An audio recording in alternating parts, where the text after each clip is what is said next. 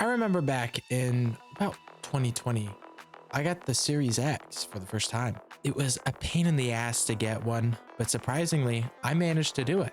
Surely, I had some games to play, especially because quarantine had just hit, but I was really excited for this one game, and that game was Cyberpunk.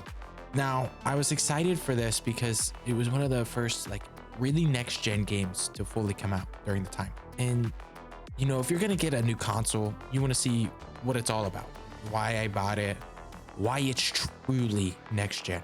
So I ended up pre-ordering it and I played it for the first time that year. I don't really think I have to tell you all how that ended up. It was so bad to the point where I just took the game back and got a bunch of different games from GameStop. I hadn't heard anything about Cyberpunk until Edgerunners came out. If you don't know what that is, that's the anime series on Netflix.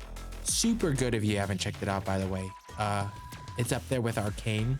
And if you don't know what that is, that's the League of Legends one. But they are both fucking phenomenal. But it got me reinvested in the world. And for a game that I had no interest in after I tried playing it, for me to get reinvested was, I think, an understatement to how good the storytelling could be in Cyberpunk. But with the anime getting me reinvested, I already knew I didn't like the way the game played. Sure, there was some horrible performance issues, which they ended up fixing not too long after, but it was just, the RPG elements that came out along with the UI was so confusing that I just couldn't play it. I found it boring. I found it hard to understand, which is a game like dev, that's not what you want to hear from your fan base. Sure, you can make things complex and have builds and all this and that, but you don't want the fundamental systems to be complex or hard to understand, because that makes your non-hardcore fan base not really invested in the game. Which, sure, I mean, there's games that survive off their hardcore fan base, but Cyberpunk was a new IP. You weren't just gonna get fucking anybody from anywhere to just play it. You needed new players invested, and with it being confusing, with the performance issues, with them just underselling it, it was not the game that they had promised. And so players found themselves very deeply hurt by CD Projekt Red. But around this year, there was a lot of talk about the 2.0 update, along with their one DLC that they were going to release with the game. So I kind of piqued my interest towards Cyberpunk at that point. Everybody that had previously reviewed the game had talked about how when they got to play the preview with the 2.0 update, they were surprised that CD Projekt Red really wasn't trying to push that 2.0 update as the main narrative to get the DLC.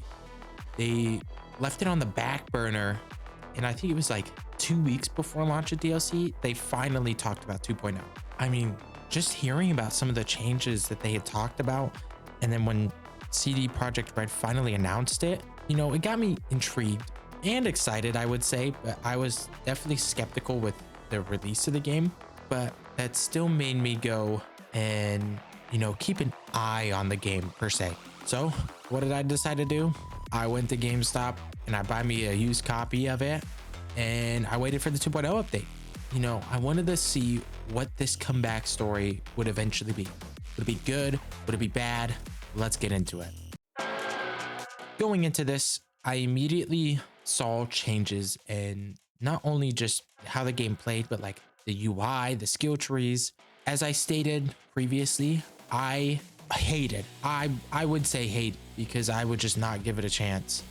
The UI system was horrible, dude. It was, complex. I think the cyberware system was also pretty bad too. Just things that were, the fundamentals of the game that should have been easy to understand were not easy to understand. And, they fixed it in 2.0. They completely revamped the UI. They completely revamped the systems. They added more to the skill trees. They made it much easier to understand. It was so much better than what it was. I can actually sit here without watching YouTube video and figure out a build that I want to do for myself. Each of the skill trees will give you a little video of what they do, showcasing their abilities. They added a refund system, which, speaking of which, I don't know why that's not in games to begin with, especially games like this where you have a very specific build and they don't even give you enough skill trees to fully build into those. But that's a whole different topic. They ended up adding it, so I'll give them some credit where credit is due. Other than the car combat, which is a nice addition to the game, but I would say I really didn't use it a whole lot.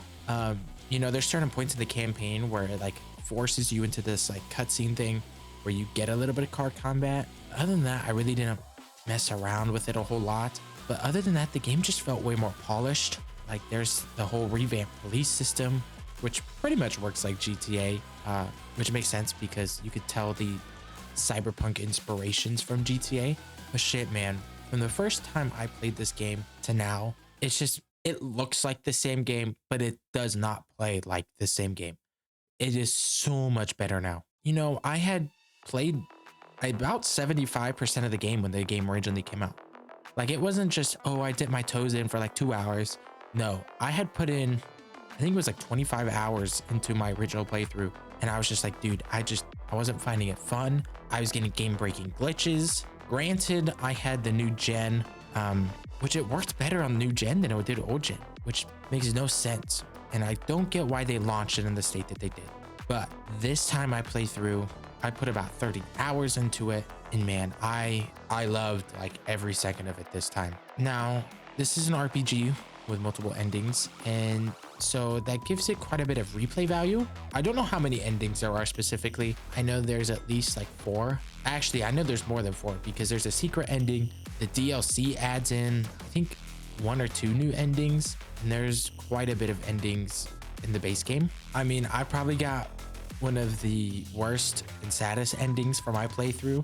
I'm not going to talk about it because it's a little bit of a spoiler, and I want you guys to kind of experience it for yourself. But you know, if you're the type of person who likes to sit down, replay your RPGs, you know, there's quite a bit here for you.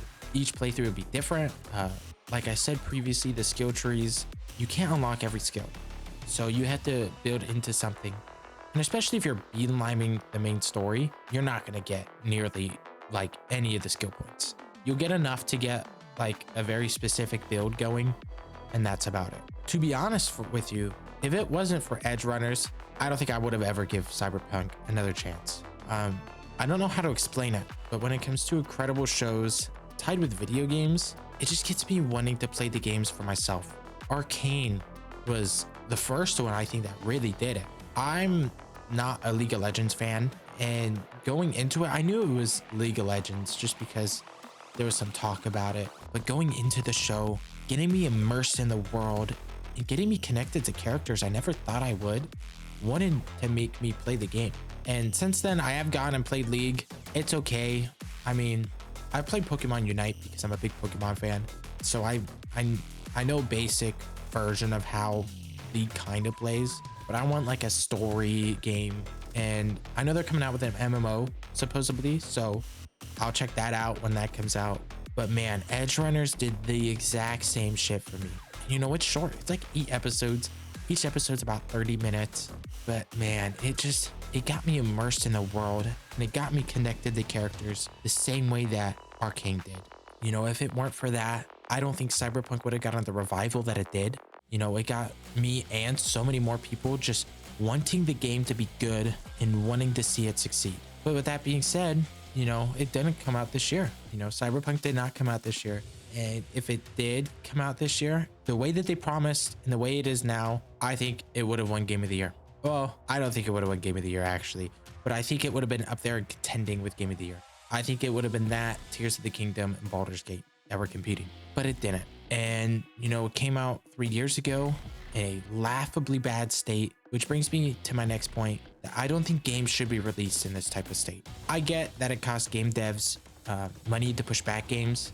It maybe even hurts their relationship with their investors and this and that. But as a consumer, it's not my job to care about that. But what I will tell you is putting out a game that is unpolished and unfinished in a state like this without pushing it back hurts your reputation as a studio.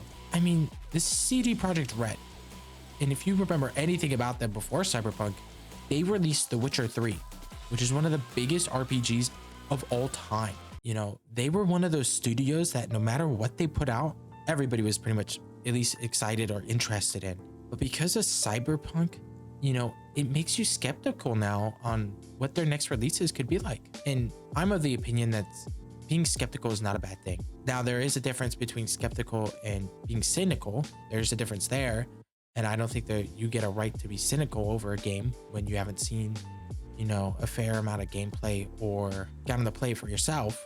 But being skeptical is a good thing. You know, I think CD Projekt Red did redeem themselves. I think that they deserve some respect for finally giving us the game that we wanted after a long time. You know, they stuck through the hardships. They made the game playable. They really redeemed themselves. But there's still something to be said that it came out in the state that it did and never should have. And I don't think CD Projekt Red is very proud of themselves for that, but it's an undeniable fact that they did it. You know, you're seeing multiple games come out in this state right now. You got Survivor, which really got pushed down because of the state that it came in. You know, it barely got any nominations. And to be honest, I know that they've fixed some of the issues, but there's still some issues, which makes me not want to play the game, period. Let's end this video off with a high note because I think we've gone a little bit downhill.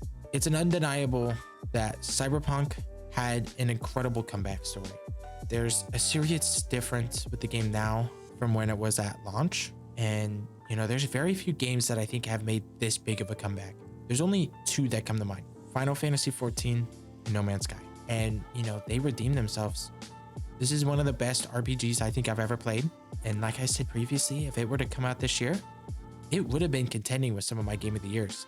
But with that being said, it didn't. But, you know, it's the Cyberpunk that they had originally promised, and it's a great game. And if you haven't played it since launch, and even since then, if you haven't played it before the 2.0 update, I really recommend that you completely start from scratch, give it a new playthrough, and really experience it for yourself. This is one of the few RPGs that I actually got lost in.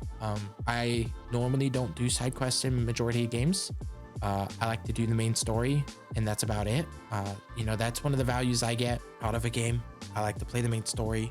If I enjoy the game, I'll go do some of the side content. If I just want to get the game done and move on to next game, that's what I'll do. And this is one of those games that I actually did a lot of the side quests, got invested in the world. And so I think that has something to be said. Now, this has been Sir UD. Thank you for watching the video. If you enjoy, please make sure to like and subscribe, and I'll talk to you all later. Peace.